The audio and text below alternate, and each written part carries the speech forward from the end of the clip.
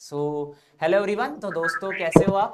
और आप सभी लोगों ने बहुत सारे ऐसे इंटरव्यू देखे हैं और बहुत सारी स्ट्रैटेजी आपने सुन लिया। वक्त है इस स्ट्रैटेजी को अपनी लाइफ में अप्लाई करने का।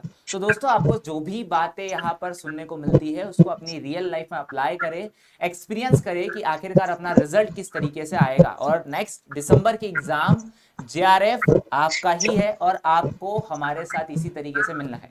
चलो आज भी मैं आपके लिए एक और एक एक्सपीरियंस को लेकर आया हूं। जानते हैं इन्हीं की कहानी, इन्हीं की जुबानी और आखिरकार इनके स्ट्रैटेजी क्या थी इस एग्जाम को क्वालिफाई करने के लिए। मिलते हैं प्रियंका से। वेलकम प्रियंका, आपका स्वागत है हमारे इस यूट्यूब चैनल पर।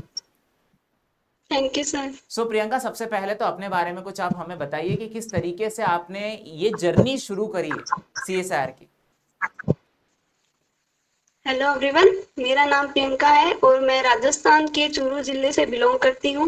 मैं जब एमएससी फर्स्ट सेमेस्टर में थी तो हमारे जो डिपार्टमेंट बोटनी के जो एचओडी हैं योगिता मैम, उन्होंने बताया था मुझे नेट के बारे में कि नेट क्या होता है और इसमें हम क्या क्या स्कोप रहते हैं। तो उन्हीं के बताए अनुसार फिर मैंने एमएससी फर्स्ट सेमेस्टर में आईपास का जो ऑनलाइन बैच था उसे शुरू किया था। प्रियंका, अपने रिजल्ट के बारे में भी आप बताई दीजिए कि क्या रहा अपना इस बार का रिजल्ट। ये मेरा नेट का थर्ड अटेम्प्ट था जिसमें मेरा सीएसआई नेट एलएसपी 36 रैंक का ये। बहुत बढ़िया। प्रियंका, अपना एमएससी कब हुआ है वैसे? अभी मेरा एमएससी का फोर्थ सेमेस्टर चल रहा है सर। अभी क्या एग्जाम बात है है प्रियंका। इस मतलब आपने साल। फोर्थ सेमेस्टर में ही इस एग्जाम का एलएस क्वालिफाई कर लिया, तो बहुत अच्छी अपॉर्चुनिटी है। प्रियंका, मैं आपसे ये भी जानना चाहूंगा कि आखिरकार कैसे इस एग्जाम को विद कॉलेज टाइम मैनेजमेंट करके क्वालिफाई किया जा सकता है। ये आपके अलावा मुझे और कोई नहीं बता सकता है। सर, जब मैं एमएससी फर्स्ट सेमेस्टर में थी तो एमएससी फर्स्ट सेमेस्टर से ही ऑनलाइन क्लासें मैंने ले ली थी आईपास की। तो फिर वहाँ से ये था कि रोज कॉलेज जाना पड़ता था। तो शुरू शुरू में ये था कि टाइम मैनेज हो नहीं पाता था। ऑनलाइन तो मैंने क्लास अटेंड नहीं की थी, रिकॉर्डेड ही लेती थी मैं। रिकॉर्डेड में कभी ये होता था कि एक क्लास ले ली, एक रह गई। फिर जब एमएससी के सेकंड सेमेस्टर में तब मैंने शुरू किया था यहाँ से थोड़ा थोड़ा पढ़ना और वहीं से ही मेरा थोड़ा थोड़ा रूटीन सेट हुआ था। और जब मैं थर्ड सेमेस्टर में थी तो मेरा ये था कि मेरा कोर्स तो खत्म हो चुका था, एक का ही गया था। यहाँ से मैंने रिवीजन शुरू किया था तो रूटीन है मेरे को थर्ड सेमेस्टर में बनना थोड़ा थोड़ा शुरू हुआ था और इस बार मेरा थर्ड अटेम्प्ट था ही तो इसमें मेरा हो गया क्लियर। क्या बात है प्रियंका। मैं आपसे ये पूछना चाहूंगा कि आप कॉलेज के साथ साथ जब आपने रिकॉर्डेड कोर्स लिया उसके बाद ऑनलाइन बेच में आप आए, तो मुझे बस इतना बता दीजिए कि आपने नोट्स कैसे बनाए। जैसे सर पहले क्लास से मैं समझ लेती थी कि ये सर ने समझाए हैं। फिर जो टीचर हैंड आउट नोट्स होते थे तो उससे मैं नोट्स अपने बना लेती थी।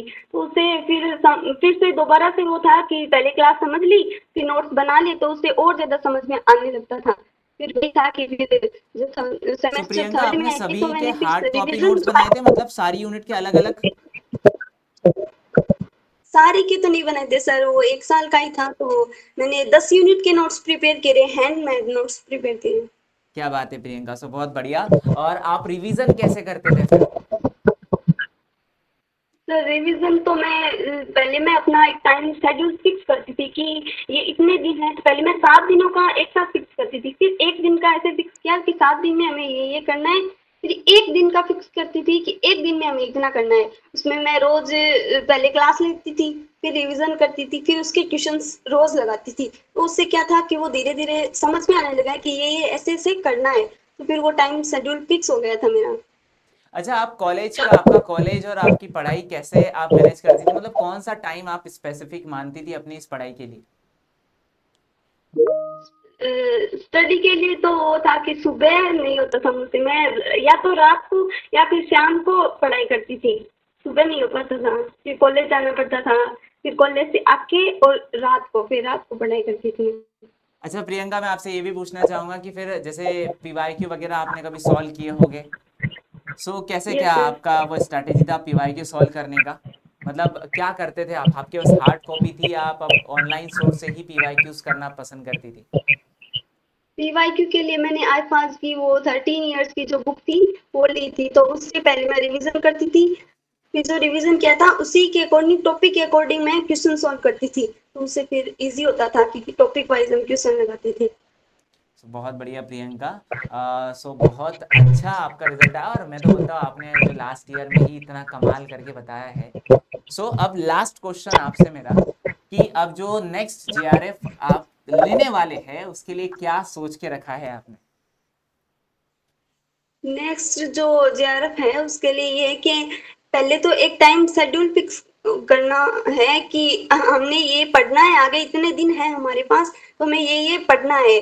और दूसरे कंसिस्टेंसी है जो लगातार बनाए रखनी है। तीसरा ये कि एक सोर्स से है वही लगातार रिवीजन करना है, एक सोर्स का मल्टीपल टाइम जो रिवीजन है वो करें। और फिर है, चलो बहुत बढ़िया, क्या बात है प्रियंका। सो कॉन्ग्रेचुलेशन आपके रिजल्ट के लिए, एंड सो थैंक यू कि आपने जो हमारे सारे स्टूडेंट को गाइडेंस दिया है। ऑब्वियसली ये जो गाइडेंस आपकी है ये इनके ज़रूर काम आएंगे। और दोस्तों, आपको मैं बता दे रहा हूँ, अगर आप मास्टर्स में हो तो तैयारी शुरू कर दो। जैसे आज प्रियंका ने अपने लास्ट ईयर में ही इस एग्ज़ाम को क्वालिफाई कर लिया है, और आप भी इसी तरीके से एग्ज़ाम को क्वालिफाई कर सकते हैं, बस सही गाइडेंस और सही समय की ज़रूरत होती है। ठीक है, सो थैंक यू प्रियंका आपका। Thank you sir. ओके।